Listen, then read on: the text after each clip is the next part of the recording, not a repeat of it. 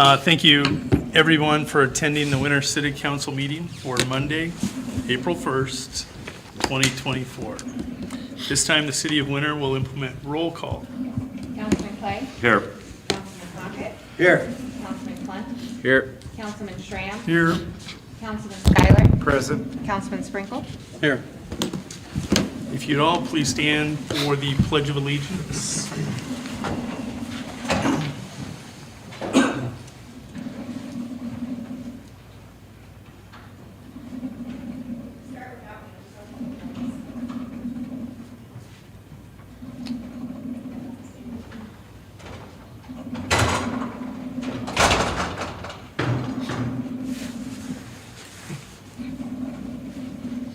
I pledge allegiance to the flag of the United States of America and to the republic for which it stands, one nation under God, indivisible, with liberty and justice for all.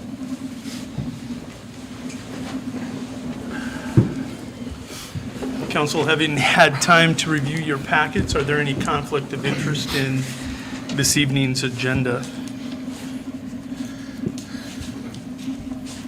Hearing and seeing none, City of Winter will move on to the consent agenda. Council, Still a screen. do you have a motion? Mr. Mayor, I'll make a motion to approve the consent agenda as presented with, do I need to put the addition of the name? Justin.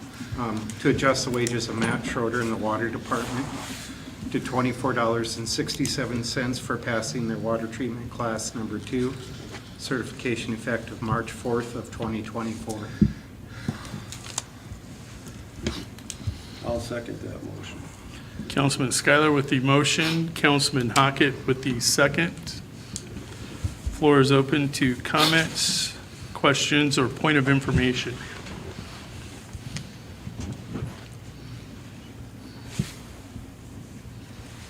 Hearing none, Chair will call the question. All those in favor of approving the consent agenda as presented, will you please say aye? Aye. All opposed, please say nay. The ayes have it, and this motion will carry. Council, having had time to review your packets, do you have a motion on this evening's agenda? Mr. Mayor, I'll make a motion to approve the agenda as presented. Is there a second to I'll this motion? second that. Councilman Schuyler with the motion to approve, Councilman Sprinkle with the second. Floor is open to comment, question, or point of information.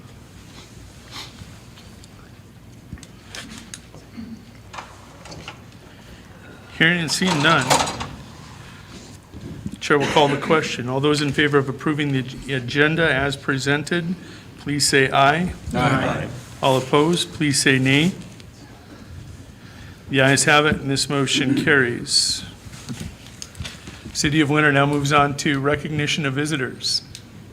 As with all city council meetings, we do make a 10-minute window available for the public to address the City of Winter. The 10 minutes that's allotted can be used by one representative to represent the entire group. If that representative does not use the 10 minutes, any remaining time can be used by other individuals up to a 2-minute period. If you have 5 individuals that would all like 2 minutes, we could do it that way, but I think we have a representative that would like to speak to the city council.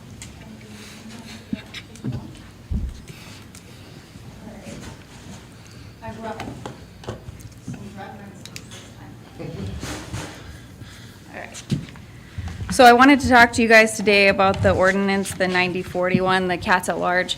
Obviously, we've done this before, so it's lovely to see you guys again. I wanted to chat with you, obviously, for those of you that don't know me as well. My name's Felicia Hughes. I'm the organizer of the Winter Trap, Neuter, and Release Program. I've presented to this council twice now with the assistance of Dr. Laura and Dr. Covey from the Winter Animal Clinic, and I've asked people from Winter just to show up. This was kind of last minute. So we've got a few people here helping to represent, but I understand the issue that you're trying to resolve with the ordinance, and again, wanted to educate you guys on my concerns and just kind of state that I don't believe that this is the right solution.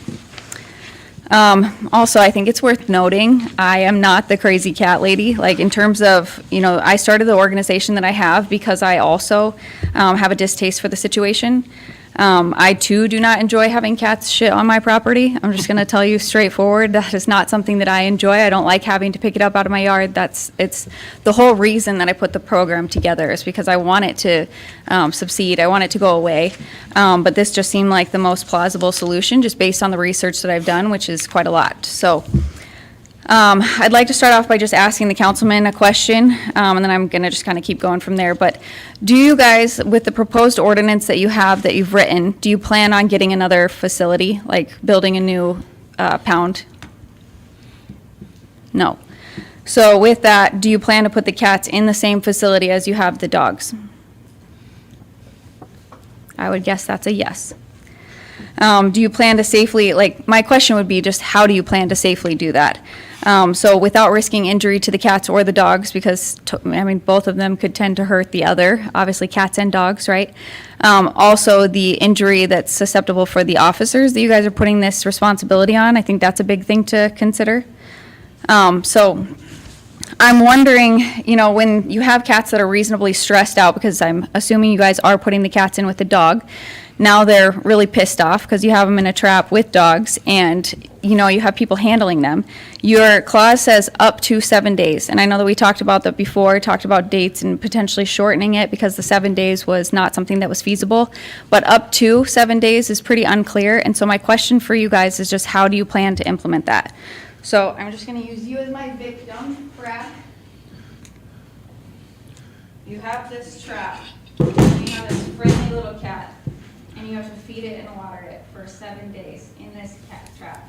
My question also is, you have this happening, how is it that it's gonna sit in its own feces for 7 days? And you have to be obviously aware of the laws in terms of cruelty and neglect, and so that's my concern, is there's no way that the pound that you have will support this. You pick the trap up, that's not gonna be good, right? I'll leave that here so you guys can keep looking at it, but do you have an answer for that? I do not. Okay. So, also correct me if I'm wrong, the current facility that you have for a pound is a cement structure with openings in the walls. It allows the dogs to go in and out so that they can use the restroom or relieve themselves on the concrete slab outside, which allows for some exposure to the elements because there's obviously a door. It's not a door, there's nothing that's sheltering it, so wind can blow in and everything like that. There's a chain link fence around the facility. It's open at the top, so it's not covered around the facility. So it remains somewhat cold in the winter. When you do have dogs there, you put hay down for the dogs so that they have something to lay on rather than the cement. There are several separate kennels, but they are not floor to ceiling, and you may have room for maybe 4 to 6 dogs at a time, if I'm understanding that facility correctly. The facility largely is undermanaged and undersized for what we currently have for a dog population, but yet you're looking to put cats in there, right? So the other thing is, if you're looking to put cats into this facility and you're only thinking like 1 or 2, then why would we write an ordinance for 1 or 2? So that is something that you'll have to consider.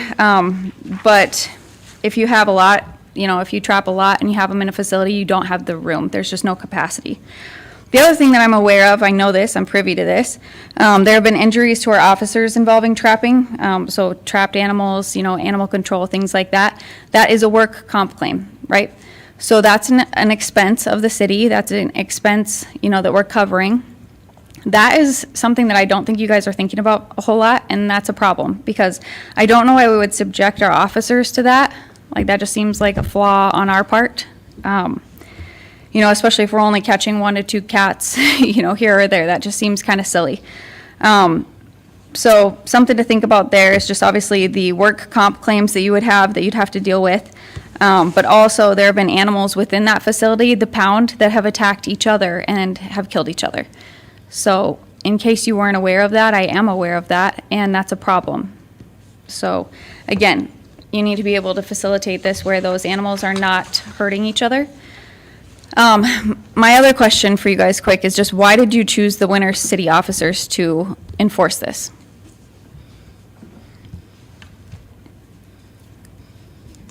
well, when we had discussed this with you and the two veterinarians before, we said it would be the officers if there was a complaint, the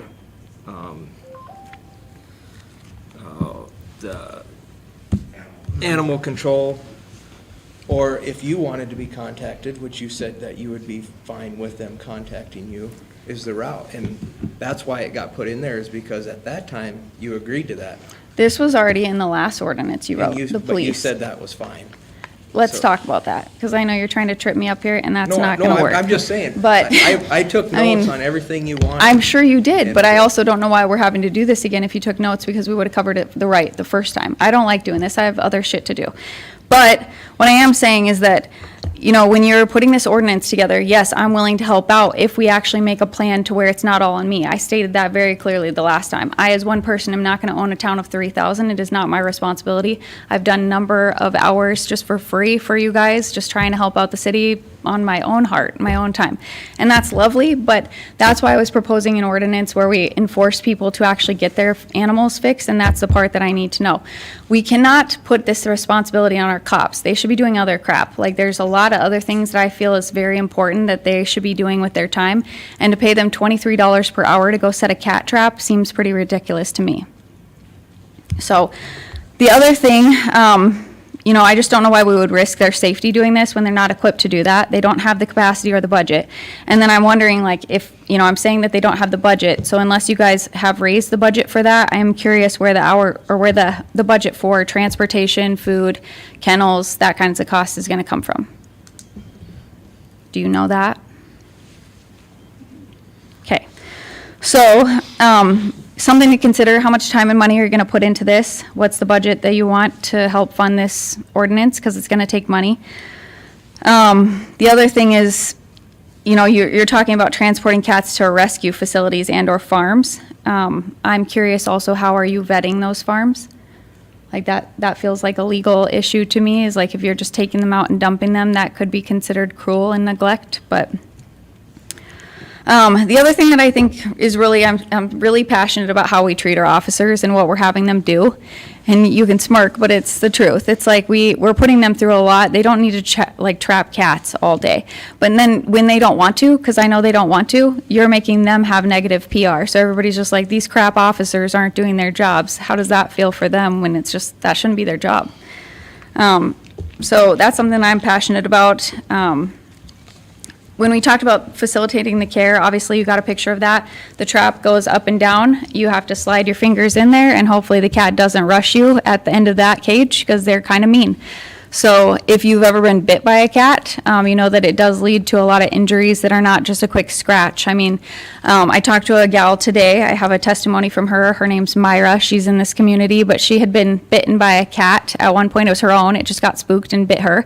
It bit into the cartilage and the bone of her wrist, and she has still got long-term issues from that. She had to have surgeries from it because of the cat scratch fever situation that cats can carry. It's like 30 to 60% of them. So, again, you're putting that on your officers and people that are not equipped to handle those things. My other question is, have you guys ever heard of the vacuum effect before? So, it's kind of like if you think about deer hunting, right? Like, you have a population of deer. Every year we have an enormous amount of hunters that come from all across the United States to shoot that buck in your backyard. And when you have that, obviously the deer population dwindles for the year at the end of the year, but it rebounds the next year, correct? So how do you think that this ordinance is going to make a difference when they do the same thing? You open up the space for a cat, and then all of a sudden more cats will fill in that space. That's just how it goes, because you've provided an environment somehow, or the environment is already there for them to inhabit that location. So until you change the environment, you're not going to change the population. Trying to think what else. Felicia, Yeah, that is the 10 minutes All for right. public input. But I would like to do something unusual. If council has any questions, yeah, feel free. that I think you deserve the right to answer any questions that council may have. Councilman Schuyler. Felicia, what is your proposal? What should we do? I think the main thing is, like, we gave you a recommendation before, and that was pretty tiered. I get that. It seems strenuous. I'm not saying you have to do all of those. Those were just some of the different things that Dr. Laura and I had come up with before. And I think you guys all have those packets. I can give them to you again if you'd like. The biggest thing for me is, like, until you change the behaviors of the people, you're not going to have anything result any differently. So we have people that feed cats that do not fix them, and that's why my program has been super beneficial. You picture you have 2 volunteers, and occasionally we have some homeowners that will volunteer for their houses too. But you have me and Tanya Harder that help with this program. And we have fixed about 300 in a matter of a year and a half. That's an insane number, and I'll just think if you enforce that people that are feeding also have to be fixing. And like I said, it's easy to tell because there's a trap, there's a notch in their ear. So Brad, Austin, whomever, you guys don't like cats in your yard. I can tell you I also, again, do not like cats in my yard. I have way fewer in my yard than I had when I first arrived there. It's just a fact. You can ask certain neighbors. I asked Justin Nelson, who's one of my neighbors. I've asked a couple of different, Linda Schroeder was another one I just asked. They had said, yes, we've seen a dwindle in population. So I am doing what I can as one person to make this effective. The thing that I need you guys to do is I can't be doing this every day. I can't go out and trap. I have a full-time job, among other things. So make it an ordinance that if people have cats gathered on their property, they either have to reach out to the trap neuter release program, borrow my traps and get them, and then you could use your officers for taxiing them if you need them back and forth to the vet. You know what I mean? I'll take care of everything else. And we can talk a lot more about that to talk logistics, but you need to hold the people that are feeding cats to fixing them. Because even if you fix them, they're not going to stay to that area even if people are still feeding them. They tend to migrate. So then you wouldn't have that same cat in your yard every day. You'd be like, okay, whatever, they're gone. Good question. Anything else? Council, any other questions? I Good. do. Yeah, you do? I do. Yeah. I'm curious. You brought a lot of facts to this discussion. You've trapped approximately 300 cats with Tanya Harder. Yeah. How many times you're using these traps? Yep. Just for public record now. Yeah. How many times have you been bitten or scratched? I By the have been cats? bitten once, but I also don't touch inside. I don't feed them or water them in the time that they've been with me. Typically, my process, in case you guys care to know, is like, say, Massa or Jensen wants me on their property to help trap cats, and I just have ample time, and I, deliver my services. I go over there, I set the trap, I'm watching it a lot of the times, or I'm checking on it really regularly so that somebody else doesn't get it or something bad happened to the animal, because again, and then I'm taking it straight to the clinic. So it goes straight from wherever I trapped it onto the clinic, or it waits overnight in a facility that's temperature controlled and then goes to the clinic. Then when I get it back, it's been sedated, so it's still in the trap and it's, it's fine. I leave it wherever in the temperature controlled environment, like either in my facility where I can take care of it or the animal clinic holds onto it, and then we deliver it back to the area that it came from and release it. And 9 times out of 10, those do not linger around that area because they've lost their incentive. They're no longer able to reproduce, so they're not drawn to that, that environment. So they still patrol it, but they're not going to be like clumped up in certain, you know what I mean? So yeah, in terms of bites and stuff, it does happen, but I also am probably a little bit more risky than I would think your officers probably are. And again, you're making them, they will have to feed and water them because based on animal cruelty laws, you're required to provide food, water, shelter, adequate sanitation was a big one. Like you can't make a cat sit in that for 7 days in its own feces. That is not okay. So, other questions? How many traps do you have? I have 12 You have 12? that I bought. Yeah. No, I have 12.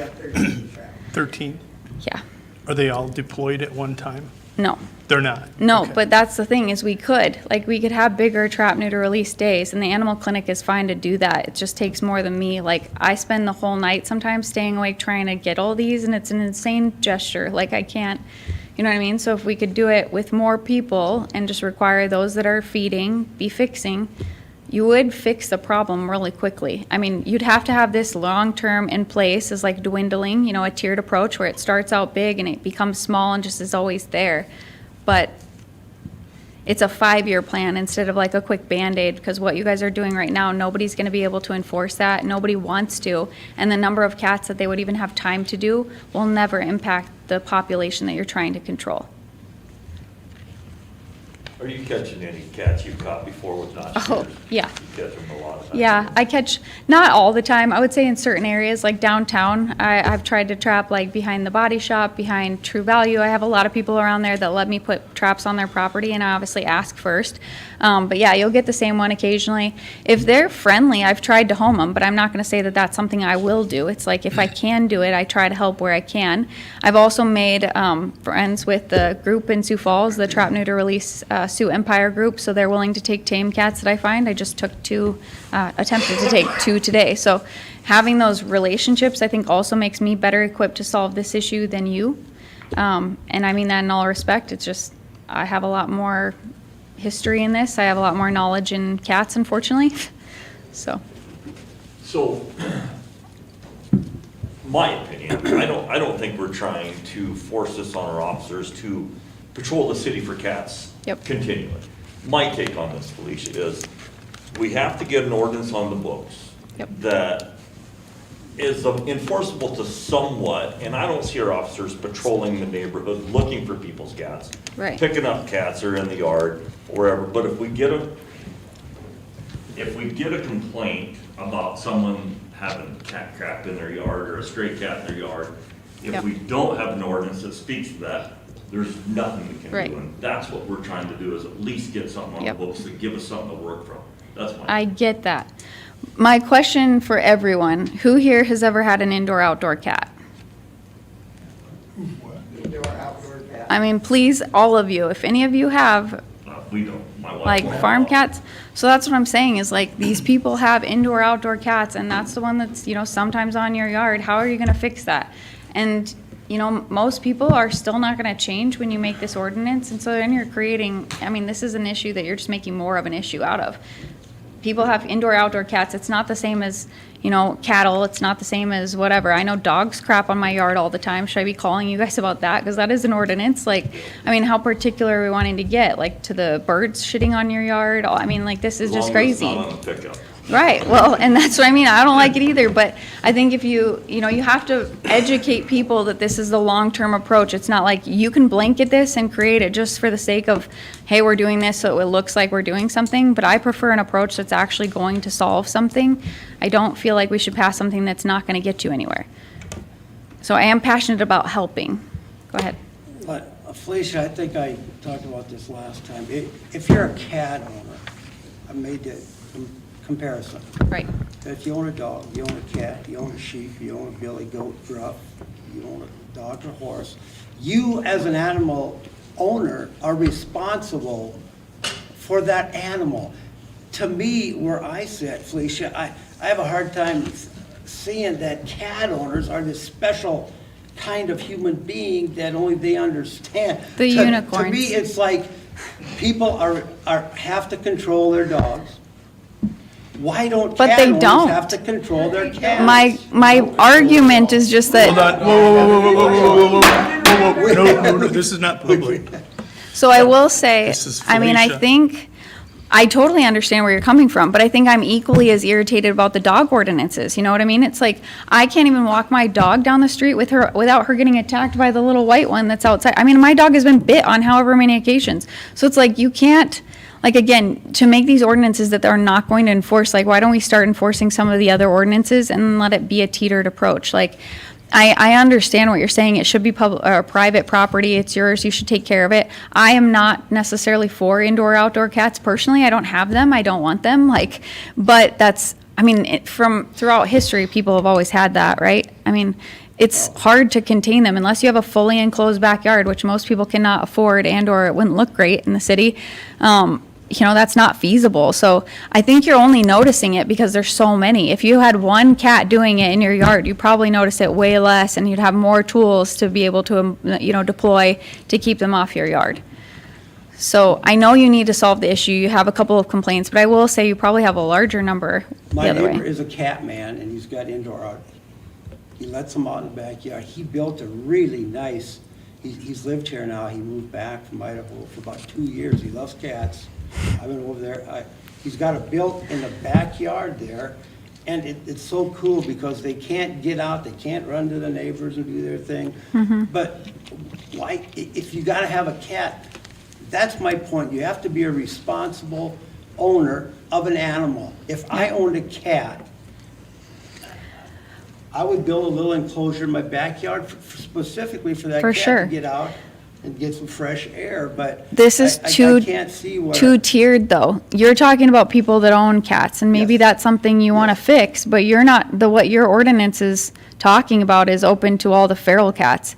And I don't know that I have a number. I tried to ask my research group because they're better at this stuff than I am, but in terms of like the population, I know in Sioux Falls, they had like, I don't know, they had suggested they have like over 20,000 cats in that town, like way over. Didn't we establish we probably have about 1,800? in I would say more than that from what they told me. I was like, okay, I'm floored. I was just guesstimating because I know it's got to be that just based on the area I've trapped, but it's a lot of people that aren't owning those cats, you know what I mean? So it's like you can ask people that own the cat to take care of the cat, but then all these are not owned, so they're not going to claim them. So again, you know what I mean? It's kind of, it's a sticky situation. I get what you guys are doing. You're trying to make a change. I'm all for it. I'm trying to also help you. And there's no like, right now you're going to fix the problem solution. And that's unfortunate, but that's life. Like you We can't know just that, fix but it. we have to take some steps toward what we think Yes. may help. Right. I'm not a cat But that's guy. where I'm I never saying, owned a take the cat. step to My wife require, was, but I'm right. not a cat guy. Take the step to enforce people fixing their pets or their animals that are, you know what I mean? You can see if they're tipped. I caught one of my neighbor's cats that I have a sign on my deck that says if I catch your cat, it becomes my responsibility to get it fixed. And like, it is what it is. You can't do anything about it. It was on my property.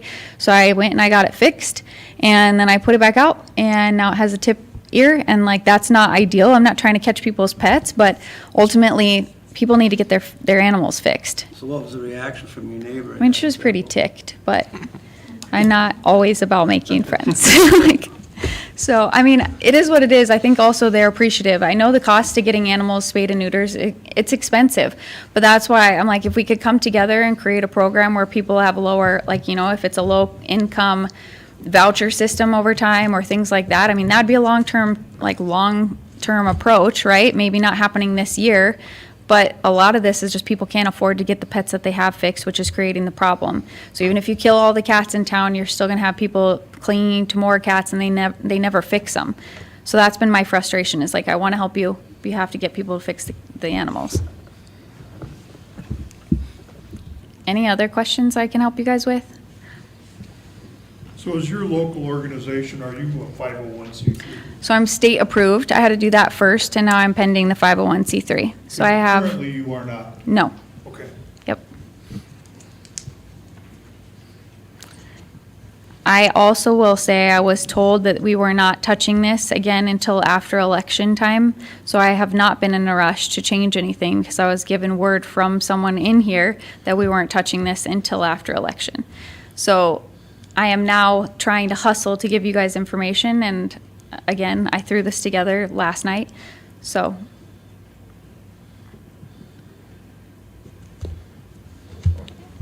anything else? That's interesting. I do appreciate, I appreciate you guys trying, like, I want to be helpful, but again, I would just encourage we try to work something out that's more effective. Question? I commend you about your passion, Felicia. I really do. When the ordinance comes up. Oh, was somebody else talking? Point of Yeah. information now or when the ordinance comes out for consideration? Point of information now, if that's all right. Yeah. You need me here, or are you good? Wherever you would like to be, it doesn't matter. Okay, thanks. So, what has become clear to the officers, to me, to the council, to the public, is you are 100% correct on this one thing, that this one ordinance is not going to solve the issue. This is a very multi-leveled issue. There is a lot of truth on both sides. There is a lot of feelings on both sides.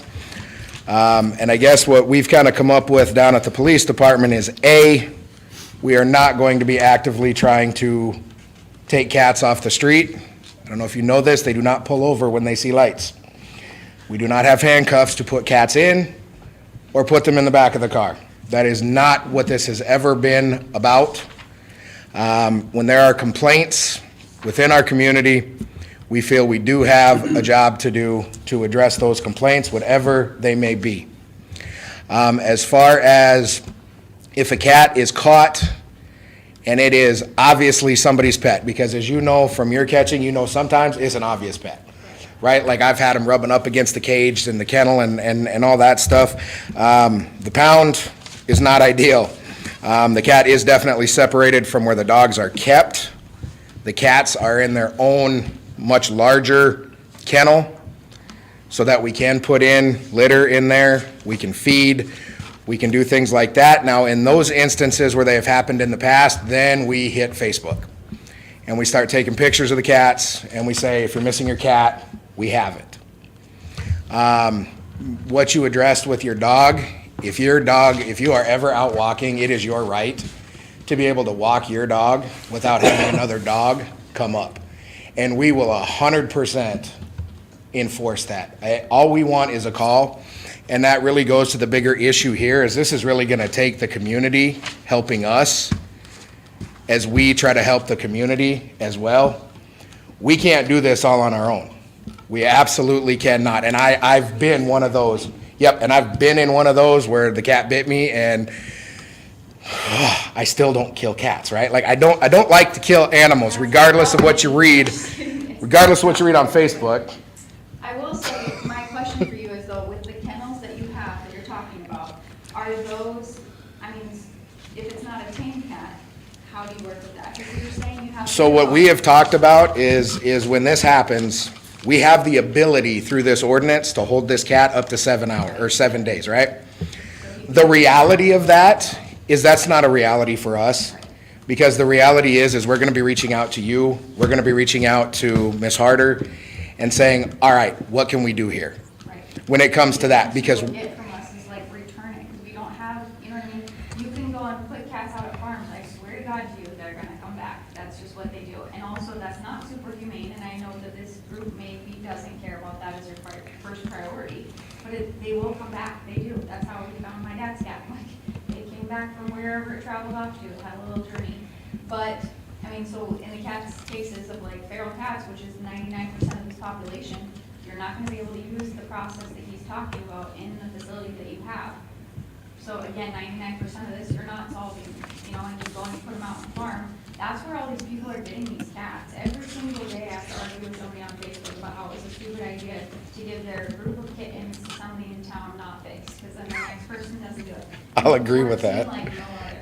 So, again, until you start fixing them, then it's like they're still here, so people don't need them again. Kittens, they already have two cats, they're just fixed. And we are asking as the police department for the community's help, and whatever ordinance you guys pass, the reality in our world is what that ordinance is gonna do is it's going to give us direction, but a lot of times, right, we have the ability to do this, but what we will find in reality is this is actually what works better, and that's kind of what we're looking for. So when we have these conversations with your group or with community or whatever it may be, we got to figure out this middle ground. I completely understand the desire of council for an ordinance, because you guys are getting the other side of the group as well. And that's where you guys get put. And so as in law enforcement, we are trying to bridge that gap for the rest of the community so that we can come up with a sustainable solution to this problem. And then Absolutely. you're already shorthanded in terms of what we have in rules already. And so I think we do need something on the books. I absolutely do, that gives us the ability to do things. And that's why, you know, if you also look in there with the dog ordinance, like we have upped the fines on that considerably to eliminate that problem. Because just like you said, right, people are expected to control their dogs. When they don't, Yes. we will be right there to help them do that. ordinance to Same back thing that with up. cats. And so, like, we're not gonna choose one group of owner over another, but what we are gonna do is try to find that solution that actually works real world but we do need something in place that gives us guidance on what we can do, what we're allowed to do, but then it's gonna have to come down to, you guys are gonna have to trust your cops and your administration down there to see what works real world in dealing with our community and hearing what we're saying too, because we get the calls too, right now, from the people that the cats are going on there, right? I mean, you're frustrated with it, I'm frustrated with it, I got the dogs, so they usually don't come in my yard very often. But the reality is, yeah, nobody should have to do that either.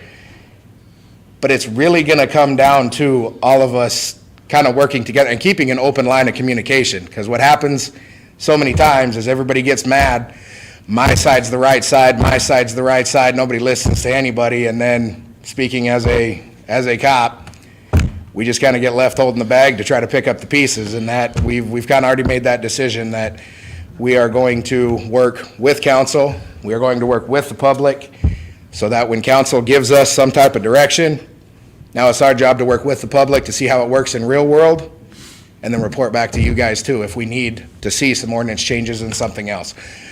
So I don't know if that helps anything, or if I just muddied the water, but that's where we stand as a department as well. We're not gonna pick either side. We're just gonna do what we know, what we have to do to work with council and the public. What do you do with cats right Councilman now? Schrampp? I'm confused. Is there a place out there in the dog kennel for cats, or is there not? Do We have a space for place that we designate. It is with that half wall there. And then right it's got out in the another dog- gate. It's in a dog pound. It is in the dog pound. Same building, separated by a half wall with a, it's basically a large dog kennel, but, you know, it's got the short, or the narrowly spaced wires on it. Yeah. So like what you would normally keep your dog in your house or whatever, that's what we are keeping the cats in, so they're way bigger than that. When was the last time you had a cat in there? Oh, it's been a long time. Exactly. Yeah, I don't think it happens very often. Actually, the last one I put in there rode on my lap to the pound. So that's what I mean, like, then you go put a friendly cat, I know people feel bad putting their dogs in the pound the way that it is, so I'm just saying the facility isn't set up for it. Like, I'm all for however we make this work, but the facility is not prepared for that. And it is a cat with the dog situation, I can't even imagine, like, no offense, if you put me in with something I don't like, it's not gonna go real well. You know what I mean? You gotta find a solution that fits all the situations. A feral cat is one thing, team is totally different, so. Councilman Schramm would like the floor. I just have a question for the Public Safety Director.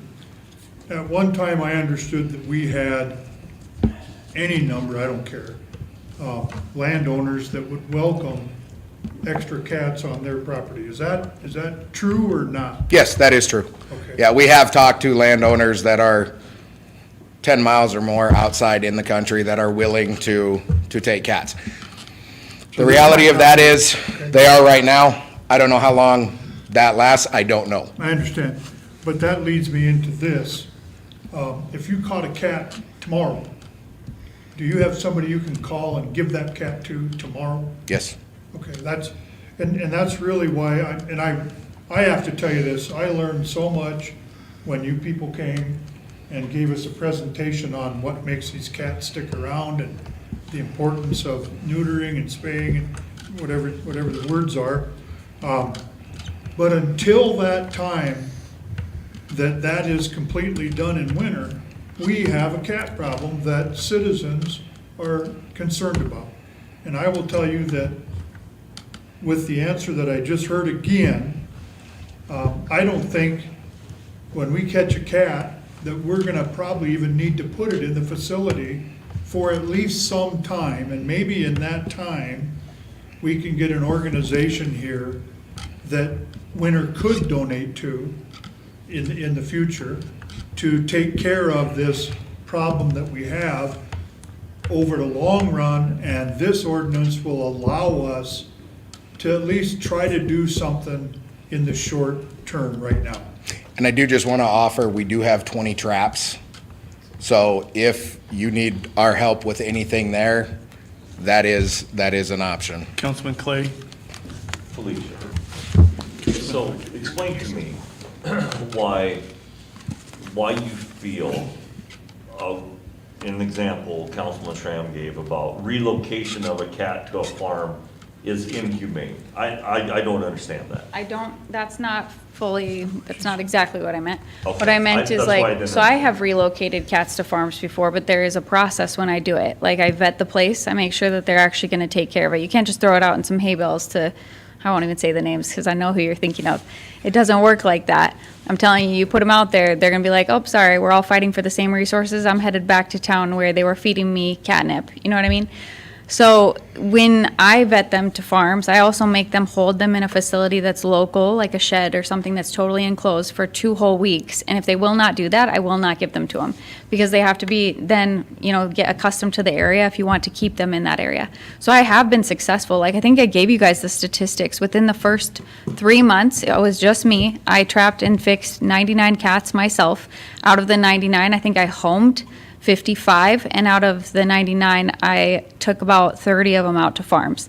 So I did a lot of work. I'm not opposed to taking them out to farms, but I just want to make sure that what you guys are catching isn't someone's friend, because you said, yes, there are certain times where the cat acts friendly, and it's like, oh yeah, this one's totally a pet. But I just had one the other day. There was a guy here in Winter, one of my classmates, his cat had gotten out. I couldn't tell if it was friendly or not, and no offense, I'm not gonna risk my hand trying to figure it out. So I kind of just, I asked the clinic when they were working with it if they could gauge it.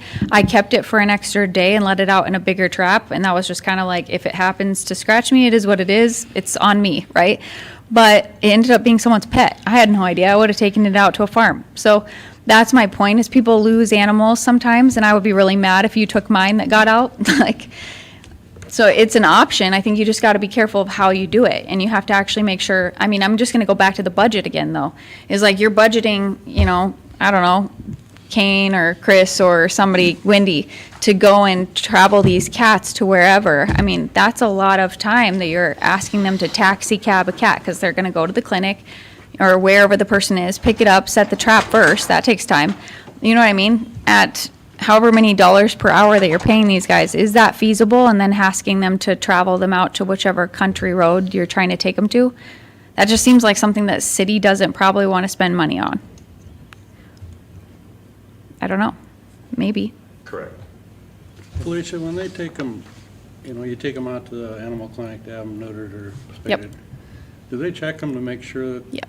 they aren't, have Yep. diseases or anything? Oh, yeah. So we get them all Most the... cats would be stray, they probably wouldn't, never had a shot. Right. So they all get rabies vaccinated through my program, and then a lot of the times they're getting a bunch of other stuff, and that's what I've tried to raise money for, just like, if anybody will throw some money towards the animal clinic and, we'll get them distemper or whatever. A lot of them are sick, and that's because there's an overpopulation. So that's why I was like, this is not ideal. And a lot of the people that love cats, they're contributing to that sickness because they're all in one area. So we do obviously spay and neuter them. If they're already spayed or neutered, that's the time where I usually hold on to them and try to find the owner. They have a scanner, obviously, so if it was chipped, we could tell.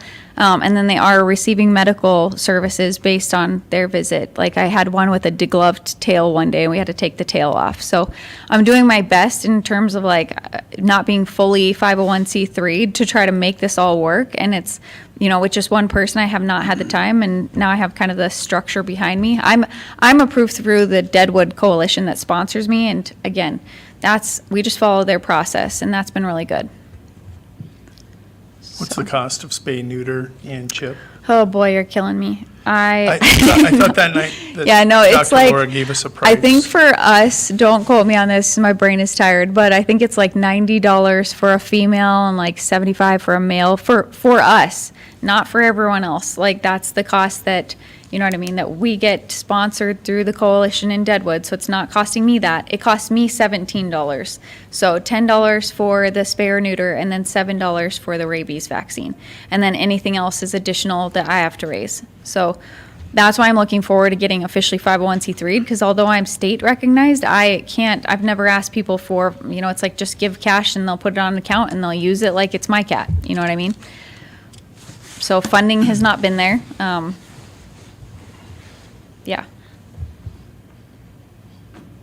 Any other questions, council?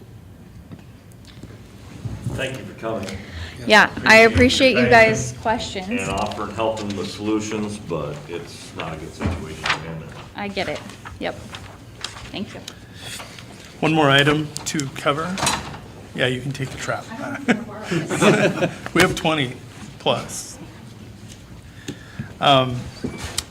Last item under recognition of visitors and communications are new hires from the Human Resource Department.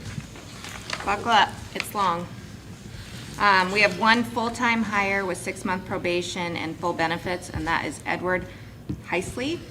He was hired at starting wage at $20.08 as the water sewer technician. Again, full benefits. The rest of these are all summer help, seasonal help, and so they all are no 6-month and no benefits. So I will give you names and the department and the starting wage. Ellie Brozick, $17.56 for the pool. Alexis Klein, $14.24 for the pool. Daisy McIntyre, $14.77 for the pool. Kelby Miners, $14.77 pool. Riley Root, $14.77 pool. Lillian Barfus, $14.77 pool. Hannah Danford, $14.77 pool. Keely Kyle, $14.77 pool. Livia Otis, $14.24 pool. Presley Petersek, $14.77 pool. Libby Petersek, $14.77 pool. Brooke Hedrick, $13.74 pool. Lena Demers, $13.74 pool. Broden Duffy, $13.74 pool. Ellison Kaiser, $13.74 pool. Kellen Chihak Brozick, $13.74 pool. And Kendall Horan, $13.74 pool. That is all of our pool hires at this time. Next, we have our parks and summer help and seasonal. Jim Padmore, $17.75 parks. Matt Hagan, $16.99 parks. Dennis Fiala, $15.95 parks. William Boner, $16.99 parks. Robert McCready, $15.95 parks. Jim Vaughn, $15.95 parks. Doug Vavra, $15.95 parks. Kendall Dice, $16.45 parks. Trista Kierstead, $16.45 parks. Clay Sell, $16.45 parks. Justin Hausman, $15.95 parks. Cecilia Watson, $15.95 parks. Peyton Fisher, $15.95 parks. And the final summer help is Ethan Cudmore in the Sanitation Recycle Department at $16.45.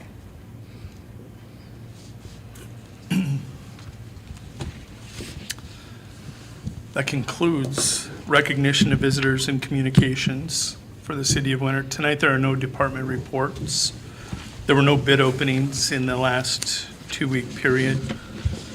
We move on to public hearings. Tonight, there is one public hearing. Is there any public input on the on-sale liquor license transfer from Amazing Bar and Grill to the Elks Club? Hearing no public input, council, do you have a motion? I'll make a motion to approve the on-sale liquor license transfer from the Amazing Bar and Grill to the Elks Club. Is there a second to the motion? I'll second that, Mr. Mayor. Councilman Clunt with the motion, Councilman Clay with the second. Floor is now open to comments, questions, or point of information. Mayor and council and public, this current license is in a pending renewal. Everything from the state is ready to make it actually they did make it an inactive due to the sales tax for Amazing Bar and Grill being closed out. And then everything from our standpoint has been received as well to send forward to the state for this transfer. So all that saying we're good? We're good. Okay, thank you. Hearing no further comments or questions, Chair will call the question.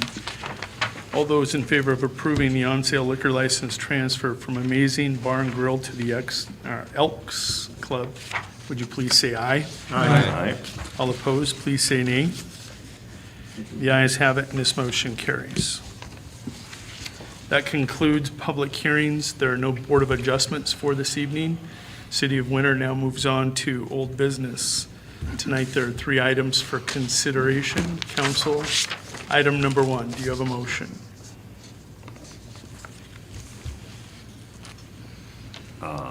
Mr. Mayor, I'd make a motion for second reading and passage approval of ordinance 1072 NSF. I presume that's non-sufficient funds fees in the finance office. Is there a second to this motion? Second. Councilman Clay with the motion. Councilman Hockett with the second. Floor is open to comments, questions, or point of information. Mr. Mayor, if I may just make sure council and the public understand, this authorizes the finance officer to impose the NSF fee that is set by state statute, and it will authorize whatever the maximum amount is that the state statute authorized, that will automatically be the maximum that would be, in this case, that would be authorized. What is that amount? Right now, it's $40. Thank you.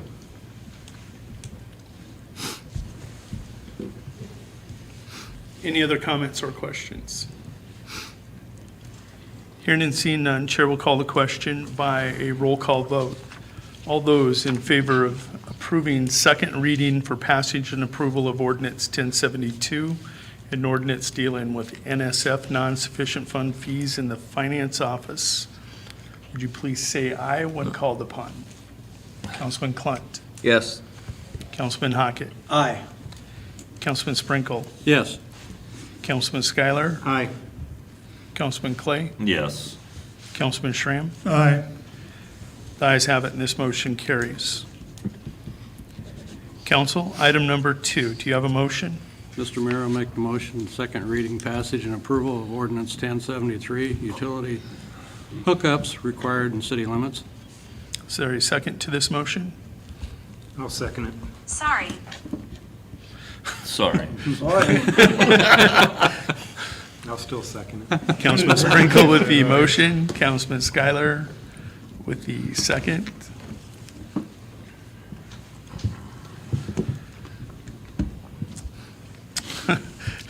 Total loss of train of thought right now. Floor is now open to comments, questions, or point of information. Paul, can you give what they're expecting, I mean, with this utility hookup, description of? Sure. This ordinance creates a blanket prohibition against living or residing in a structure within the city limits unless it is currently lawfully utilizing electric service and water service. So if those two utilities are lawfully being utilized, it's okay. But if they are not, then the person cannot, nobody can be residing in that structure as long as that's the situation. Any other comments or questions, council? Hearing and seeing none, Chair will call the question, which is approving second reading for passage and approval of ordinance 1073, utility hookups required in the city limits. Question will be called by a roll call vote. Councilman Hockett, Aye. Councilman Sprinkle, Yes. Councilman Schuyler, Aye. Councilman Clay, Yes. Councilman Schramm, Aye. Councilman Clunt. Yes. The ayes have it. This motion carries. Item number 3. Council, do you have a motion? Mr. Mayor, I'd make a motion to award the 2024 concession contract at Bailey Complex and McDonald's Field to Lila Ballsinger. Is there a second to this motion? Second. Councilman Clay with the motion, Councilman Hockett with the second. Floor is open to comments, questions, or point of information. Mayor and council and public, everything has been received. We were just missing a couple items on the bid when it was received. Since then, they've come in and filled out all the paperwork, provided the proper documentation and payments. So the email we got said Lila Yeah, Schlomer with J and S. that was wrong. It's That's wrong. not her name. Oh. That's her stepdad's name. My apologies. I was looking at the check name. Inside the packet, it lists her name correctly. Sorry. How many bidders did we have? We had one, but it was an insufficient bid. Okay. Point of information, does the bid, is it in this individual's name or is it in a sales tax ID? as J&S concessions. So they're using J&S concessions as the sales tax, but under Lila is the one who signed the contract. As the representative. As representative. Okay. Mr. Jensen, do I need to amend my motion to include the second No. half? No, I don't think you do. I think Okay. your motion is Sufficient? Okay, thank you. Any other comments or questions? Councilman Schuyler? For the attorney, everything is correct, then it's okay to move forward with, It is. okay. Hearing no further comments or questions, Chair will call the question, which is awarding the 2024 concession contract at Bailey Complex and McDonald's Field to Lila Balsinger. The question will be called by a roll call vote. Councilman Sprinkle. Yes. Councilman Schuyler. Aye. Councilman Clay. Yes. Councilman Schramm. Aye. Councilman Klint. Yes. And Councilman Hockett. Aye. The ayes have it, and this motion carries. Concludes old business. Now on to new business. Tonight, there are 4 items to be considered. Council, item number 1. Do you have a motion? Mr. Mayor, I would move for first reading of ordinance number 1074, cats and dogs, for approval. Is there a second to this motion? I'll second that. Councilman Schramm with the motion, Councilman Klint with the second. Floor is open to comment, question, or point of information. So with the current concerns, I mean, if this goes through, then can we still add stuff with the concerns, or, I mean, Sure. Of course. I'm not sure I understand your question. if you could. Point of information. Well, the concerns the public has with this ordinance. Sure. I guess that's up to council as far as whether this is what you want or not. I will tell you that you'll recall that we had an initial first reading on a draft of this, and it went referred back to committee, and the committee met with these folks on one of the mornings, and had a good exchange of information. Unfortunately, I had to leave that morning because my building downtown flooded. But after that exchange of information, I sat down with members of the committee again, and I also made phone calls to communities that were provided, the names of which were provided to us by these folks, as far as communities that had some sort of a program like they wanted to encourage. What I found in those, at least the ones that I called, and I will tell you, I personally called 3, and I looked online at ordinances and things for 2 or 3 others. So I think I covered the gamut pretty well. And without exception, I did not find a single community that has, as a community government entity, operating one of these programs. What most of these communities have is a typical, what I will call, dog and cat ordinance, or a dog-only ordinance in a couple of them, things like that. The ones that I called, I will tell you, in one of these communities, they had no idea if anybody was doing anything with cats, and they weren't. On another one of the communities that I called, they were aware of the fact that there was 1 or 2 private groups that were involved in trapping and neutering cats and things like that. But in none of these situations did I find a city that had the government entity involved in it. So when I brought this information back, it was basically, with other than some minor wording changes, this is very, almost to a T, the same ordinance that was presented earlier. Mr. Mayor. Councilman Clay. Mr. Jensen, thank you for your legal input there, but the question I have to you, and I believe I already know this answer because we've had this come up in the past. any ordinance that we pass can be, continue to be revisited by the ordinance committee after it's been passed and modified at that time. Unless it's been referred by the public, then we cannot touch it for a year. So the answer to your question, Councilman Clun, is yes. Thank you, and I apologize, I didn't, if that was where you're coming from, I didn't answer it. Councilman Hawkins. And that was my question too. I was gonna restate Austin's Yeah. question, saying that we can modify, we have the power to modify them ordinance. If something comes to light down the road, We certainly if we can, see a problem with this, yeah. that we can modify and make it better, we can amend this motion. Is that correct? At any point, This ordinance. this ordinance. This ordinance here, assuming that the ordinance passes and takes effect after publication, at any time thereafter, if council has concerns and you want to come in and change it, amend it, tweak it, whatever you decide, the only restriction you have on that is if in the meantime, the community referred it. And if the community did a referendum on this thing and overruled it so that the ordinance would not take effect, council can't touch it for a year after that.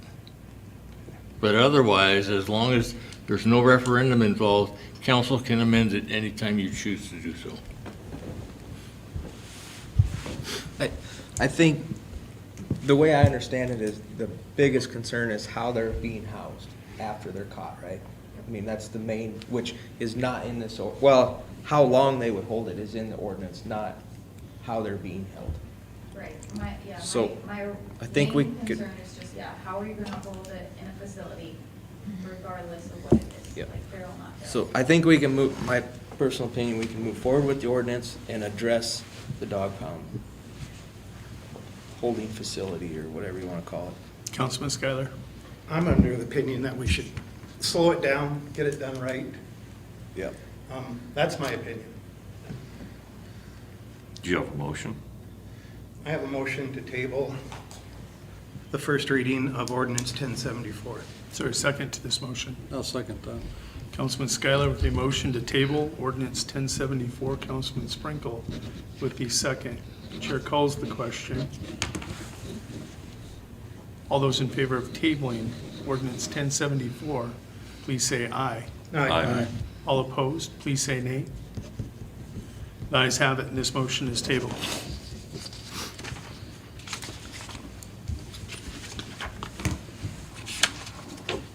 Item number 2. Mr. Mayor, can I address the public? Nope. Okay. Item number 2, council, do you have a motion? I'll make a motion to approve first reading of ordinance 1075, allow 2 burials per plot. Is there a second to this motion? Mr. I Mayor. would second that, Mr. Mayor. Councilman, I'd make it fourth. Councilman Clunt has the motion. Councilman Sprinkle has the second. Floor is open to comments, questions, or point of information. For a quick point of information, because you did table the last ordinance, the number for this motion needs to be 1074 instead of 1075, please. Thank you. Thank you. Councilman Clunt, would you like to? I'll amend that to 1074. Councilman I Sprinkle? agree.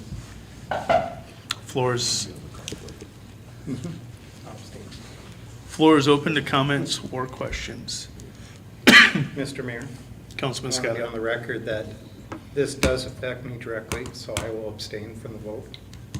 Noted. Other comments or questions? Mr. Mayor, it should be known that we had this ability prior to an inadvertent leaving out in a previous ordinance that we did. Very good. Hearing no further comment or question, Chair will call the question on the table, which is approving first reading of ordinance 1074, which is an ordinance that allows for 2 burials per plot in the winter cemetery. It's got a roll call, so I'm going to roll call it. Councilman Clay? Yes. Councilman Schramm? Aye. Councilman Clunt? Yes. Councilman Hockett? Aye. And Councilman Sprinkle? Yes. Please let the record reflect that Councilman Schuyler has abstained from the vote, and this motion carries. Item number 3, council, do you have a motion? I'll make a motion to adopt Resolution 2024-8, amending rates for the cemetery double burial.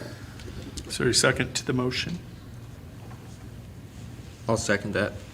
Councilman Hockett with the motion, Councilman Clunt with the second. Floor is open to comments, questions, or point of information.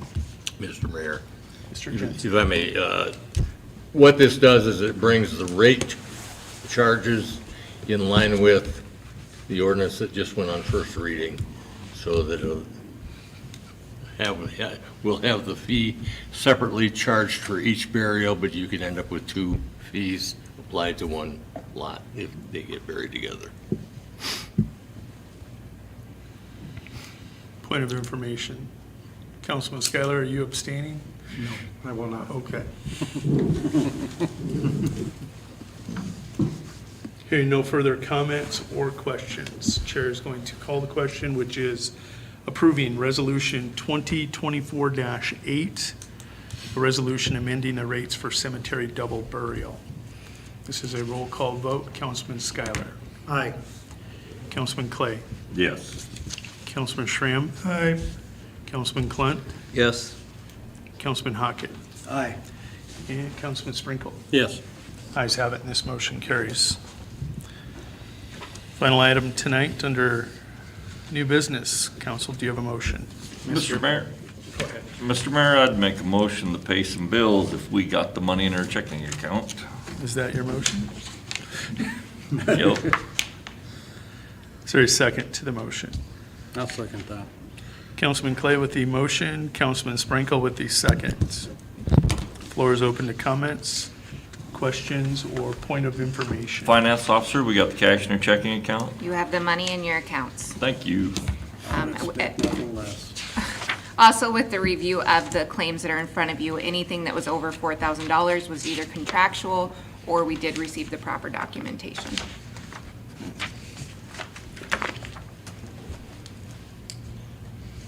Any other comments or questions, council? Hearing none, Chair will call the question. All those in favor of paying the claims for the city of Winter, will you please say aye? Aye. All opposed, please say nay. The ayes have it, and this motion carries. That concludes new business. Mr. Mayor, I'll make a motion to enter executive session for a contractual issue per South Dakota Codified Law 1-25-2, paragraph 3. Is there a second to the I'll motion? second that. Councilman Schuyler with the motion. With a scheduled intermission? Yeah. Intermission should have been before.